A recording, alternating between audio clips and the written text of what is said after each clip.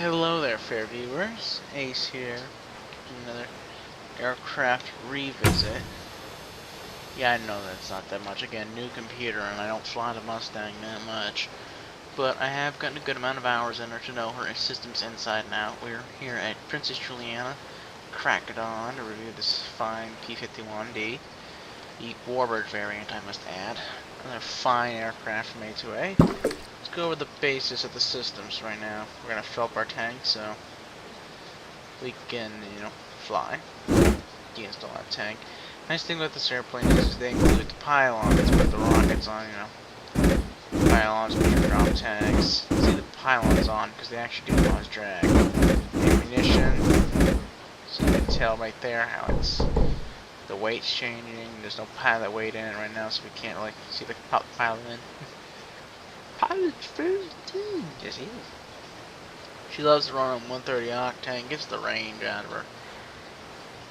Of course, she's got standard B-17G map. There's an XML upgrade for the Stratocruiser maps, which I wish they had for the B-17. By the way, left how this is fogged up in the cockpit, sitting wide open. Nice thing about the military variant of the P-51. You can plug a ground power unit in, and I have started this airplane in cold weather just using the ground power because of that. Because the engine was so cold because I cold darted it. It did that. You see, like, this is a stupid thing it likes to do. Right, when it detects you bounce, you can see like that because of the ground texture reloading. It loves to do that. By the way, never retract your gear in this airplane. You will lose your airplane if it's running. Because it will stupidly retract while it's on the ground. Okay, let's turn our instrument lights on because, crack it on, barely see anything. And I'm going to teach you how to start this fantastical warbird. You want to put your mixture here, put your RPM full, crack your throttle to about there. Make sure you're in the left-hand tank. There's a carb overflow return line to the left tank. And if it's full, like it is, it'll start. If you are in the right tank, it'll leak fuel out your out of your left tank, and you can see as much as 10 gallons per hour flowing out of that tank. You want to prime for about 4 seconds. I'll prime for 6.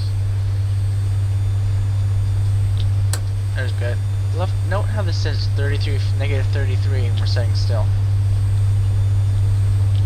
Unlock the controls. I'm gonna leave that to the start. So when it cranks, count 6 blades. So 1, 2, 3, 4, 5, 6. Max on. And if you're lucky like that, she'll turn over instantly.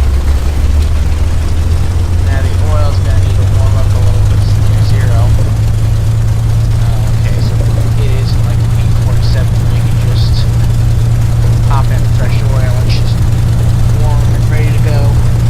We'll taxi while she's warming because I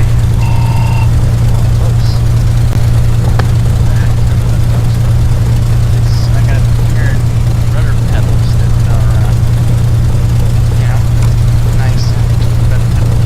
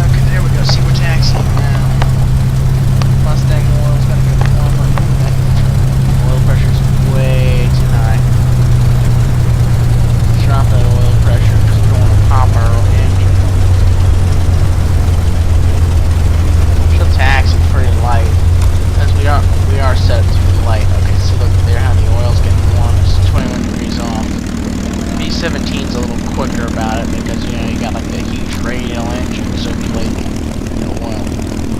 This has got the cylinders pretty much in line. If I'm right. Should be.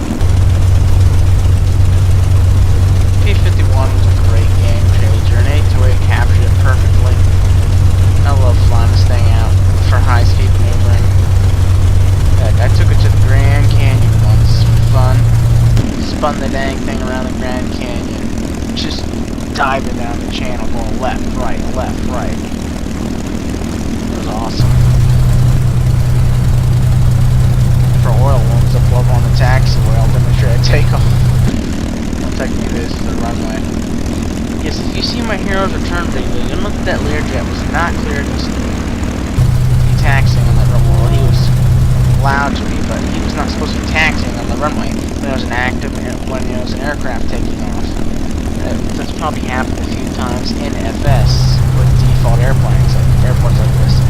They've probably been cleared to take off, and the airplane's being cleared to taxi. Well, that airplane gets hit because the airplane was cleared to taxi. Anyway, yes, the Mustang likes to try to pull turns on you. Again, it's a fighter. It's meant to be slippery like this, but you don't have a controller. By the way, I love how this push-back tub is supposed to be for this gate or something, and he's just sitting here. Hi there. You've got a job to do, right? And we could do that. Oh well. I might try to get some new scenery for Juliana and make it look a little better. There's some art pool makes some good scenery.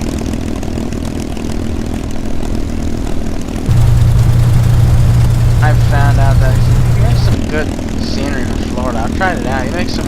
I've checked it out on Google Earth thanks to Black Box locating me and putting my aircraft marker where I'm at. It's actually fairly good. Okay. Oil's 35. Where's the windsock? Pointing out, we can actually physically see the windsock. That's not a windsock. FSU. You're kidding me.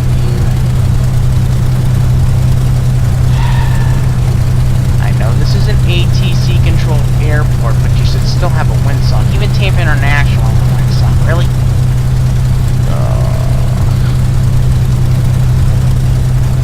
What's the heading? 80, 9er, 27. Okay, so 90 and 27. I'm gonna take off 27. So working along into the runway. Well, technically, possibly get off in that amount of time. Where are we at? 40. We're at minimum Mustang required levels. Let's go flying. Yeah, let's put our handy-dandy headphones on. I'm actually gonna now turn down the in-sim volume so you can hear me better. And the fact that this Mustang is a rare breed of AccuSim, including P-40 and several other AccuSim airplanes past the P-17 that continuously blares their AccuSim even if you click off. By the way, slowly advance your throttle. Don't open wide open immediately with this airplane. You'll get thrown off your runway.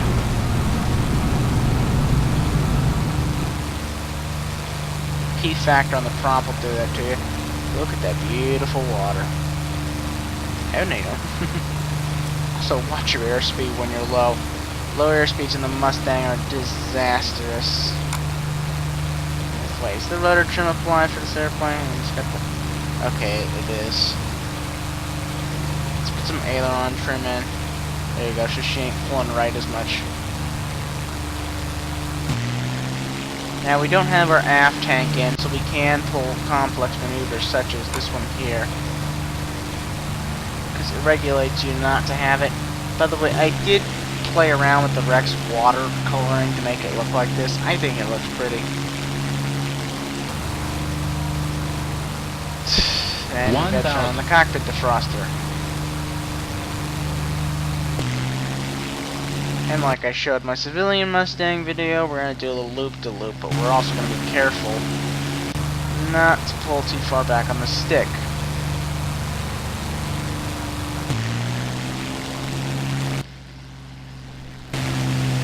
Okay.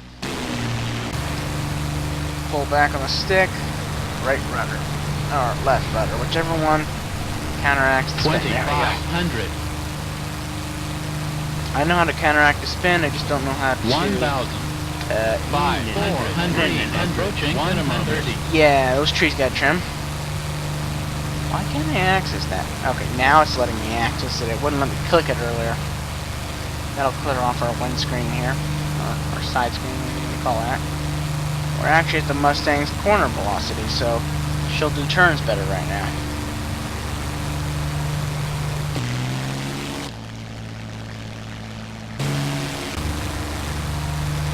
You see we're below the cornering velocity, which is going to make it a little more tricky. By the way, turns around a point can suck it.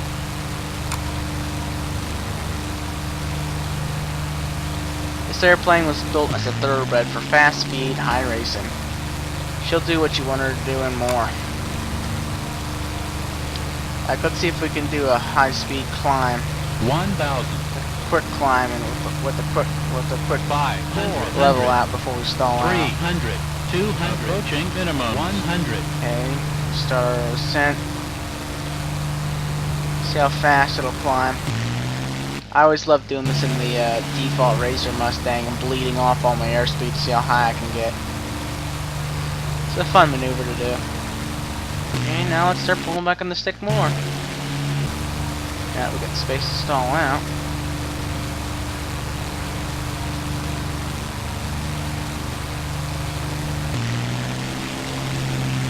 Yep, see, put her into... Oh, the flaps are still down one notch, I think. Are they? That's odd.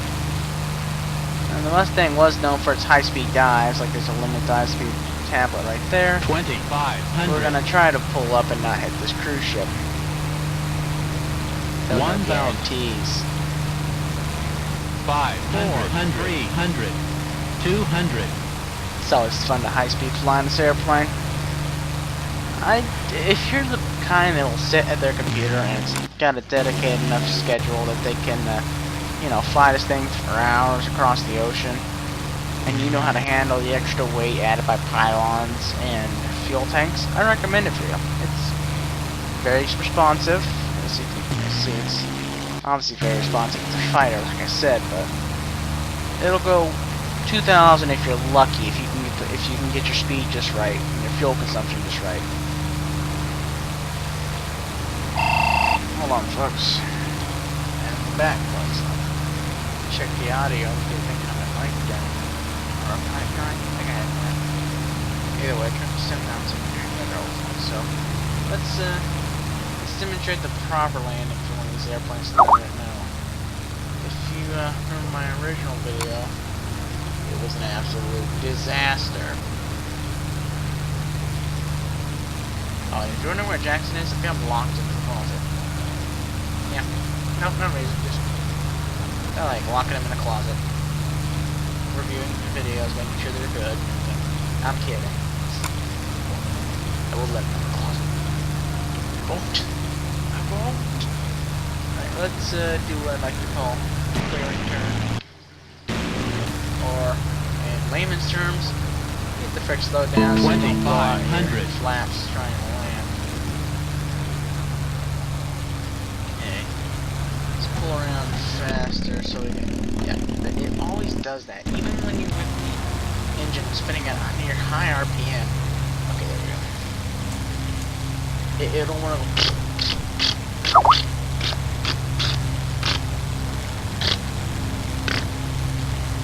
trying to die out on you. Let's get all the flaps dumped in before we...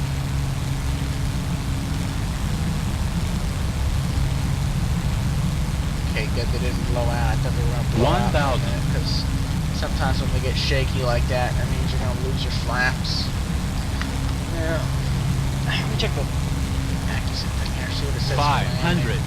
400. Landing. 300. 200. We have enough space, but it's just with this Mustang, sometimes she doesn't want to slow down. It's a high-performance airplane. Approaching minimum. Performance. I mean, this it's like trying to say, oh yeah, I'm gonna slow a Ferrari from 200 miles per hour or 2-0 in about 5 minutes flat. Although it'd probably be quicker, it's just an example. 100. Let's bring this good old bird on in for a nice little pit stop. Minimum 40, 30, 20. We've crossed the fence actually at 10. 20. Okay. Now what you want to try to do is get the gear down, get the wheels down before she drops below 100. You usually get a soft landing on her. Like we are like 10 feet off the ground right now, so drop the power out and there you go. Putting on the brakes, get them flaps dumped back in, and there you go. Put some power back in so you don't stall out P-51. I'm not familiar with stall landings. I have watched a video on the short takeoff landing procedures for a P-51, and they are incredibly complicated. Alright. Actually, how close are we to where we're parked? Oh, okay. Yeah, let's see if there's actually any air traffic in the area while I'm taxiing back. There is! Let's take a look. We got a Caribbean Airline? That's all we got, huh? Oh, we got... He's probably coming in here, too. Note how Juliana changed its taxiways. It's crashed in water. This should accommodate seaplanes. Actually, it's just a texture glitch with FS. If you look at an AI long enough, it tries to load up the area the AI exists in. It does cause massive issues with any FS aircraft in the vicinity of the poppet cylinders. But any aircraft in the vicinity will, let me get this thing straight. Any AI aircraft that you look at, if it's not near you enough, it will start trying to load up the extra scenery around it, and that usually causes the scenery to deload as such. Reached our parking space. That's she's gonna sputter and cough like a maniac here, but she'll have to deal with it.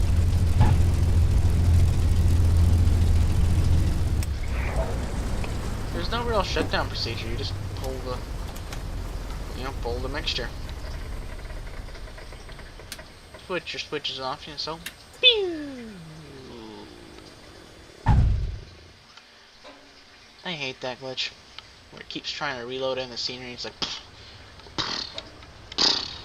boonch, boonch. This was the A2A P-51D with Accusum. I highly recommend it as it is a very fun airplane to fly. Information with friends and so on. Try it for yourself. You may just like it.